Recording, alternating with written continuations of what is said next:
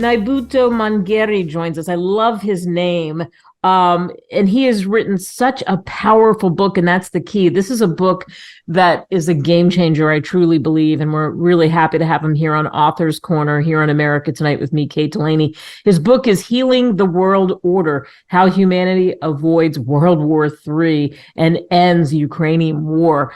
So, Uhuru, thank you so much for joining us. It really is a powerful book, and it's the thing that we're all talking about and have been talking about for, it feels like, almost 2 years. It's not quite, of course, but it feels like that. So tell the listeners why you wrote the book. Yeah, actually, I'm so happy that you have me on the radio, and I hope this radio message can reach throughout the world, because the title of the book itself is about the world order, and that's why I gave it that title, Healing the World Order, because we have had world orders previously. We have a current world order which is in crisis.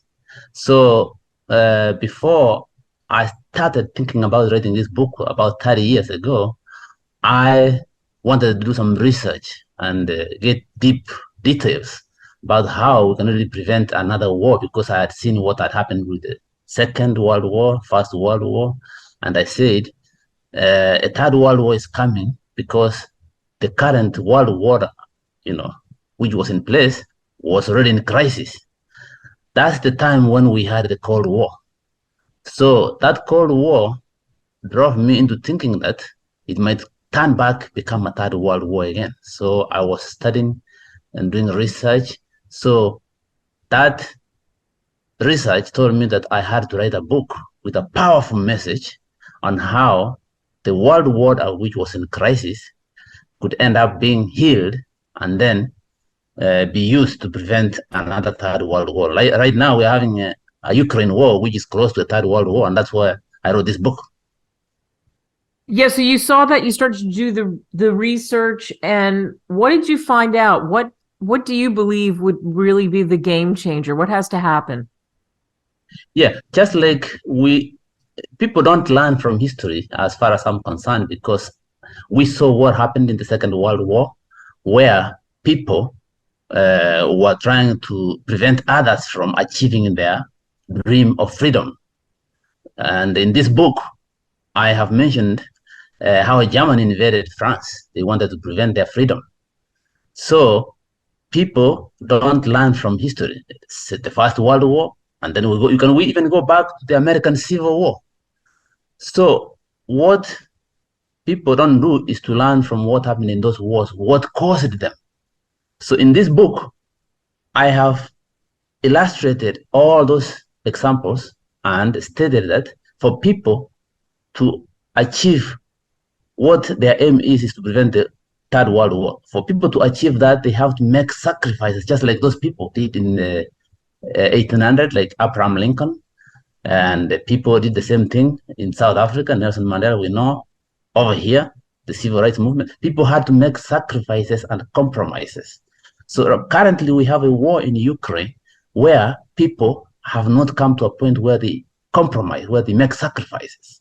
So in this book, I have talked about all those examples and how those sacrifices can be made on both sides, on both Ukraine, Russia, and the rest of the world. And then the rest of the world can come in and support those compromises, those sacrifices, and then we'll prevent that third world war, which is actually going to begin from Ukraine.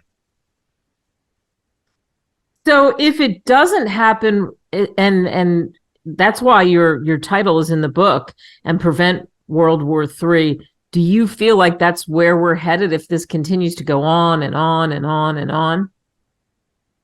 Without a doubt, I have said in my book that in a nuclear age like now, where people have not really understood the consequences of having a nuclear war, I've clearly stated in my book that in a nuclear age, a nuclear weapon is a weapon of mass destruction, whereby anybody can be a launcher, but everybody remains a target.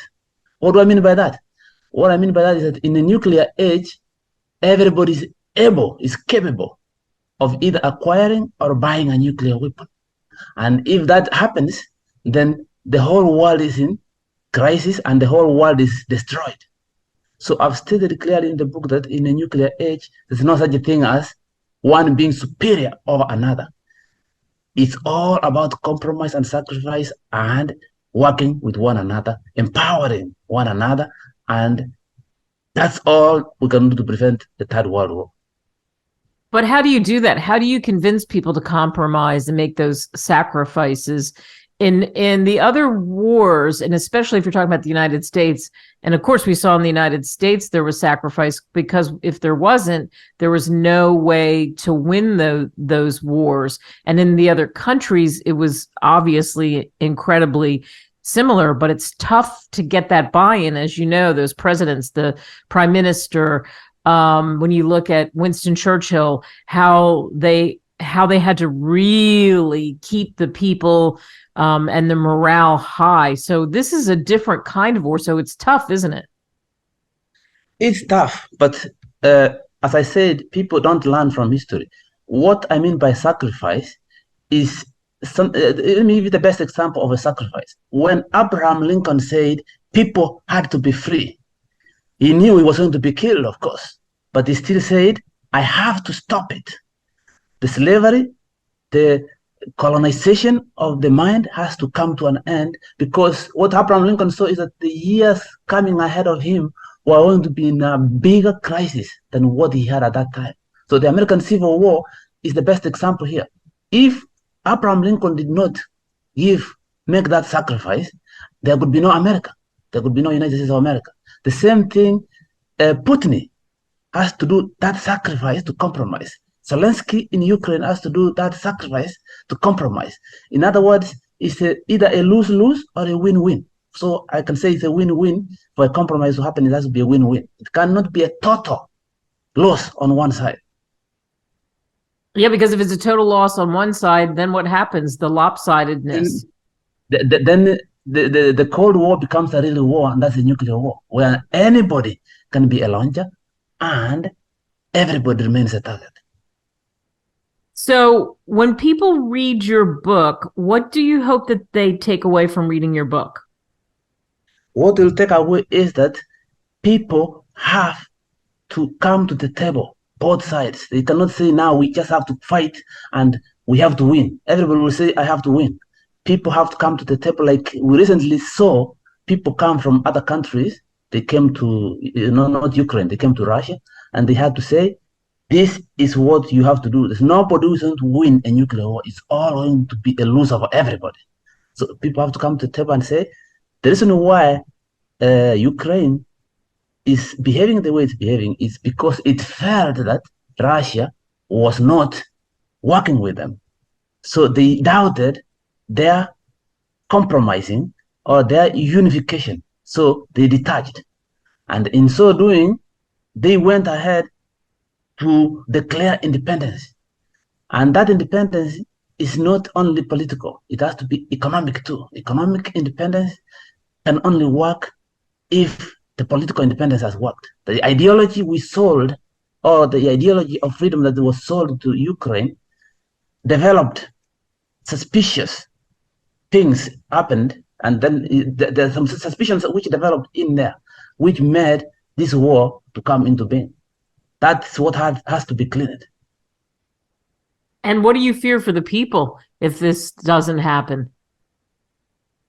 Destruction, not only for them, but for the total world, because that will be just the beginning of the ignition. Right, which is what you say in your book. For you, what was it like writing this book and actually seeing it in your hands, seeing it out there, which, by the way, Healing the World Order, How Humanity Avoids World War III and Ends Ukraine War. You can get it on Amazon, Barnes & Noble, at PageTurner too as well. Yes. When I had this book, when I have it on my hand, I see myself speaking to all sides. I see myself speaking to Russia, China, Ukraine. I see myself speaking to Africa, America. I see myself speaking to the whole world. Okay.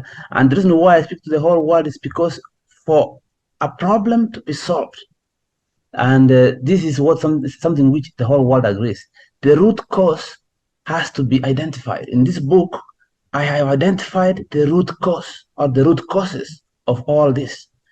Once somebody reads this book, they will find out the root cause of the whole issue in the world, in the world order today, why it's in crisis. And once I identify that root cause, I have given out the solutions. Yeah? One solution I've given is the institutions. So to solve this really problem of the world order on a long-term basis, we have to go and find out how did it happen? How did it start in the beginning? Did it just start yesterday? No. The Cold War has been there for years, for centuries. So in this book, I have gone into the details to identify the root causes. And once those root causes are identified, solutions are easy, okay, to find. Not only in Ukraine, but those root causes will affect everybody. Wherever the problem started is where it has to be resolved first. That's where the solution starts from, wherever it started. And it's not just yesterday, not going to end overnight. Yeah, wow. Perfect place to end this. It's not going to end overnight. Look at those solutions. You can get the book, like I said, anywhere where great books are sold. Uhuru, thanks so much. Thank you so much. And I hope whoever reads this book will see it very, very beneficial to the whole world.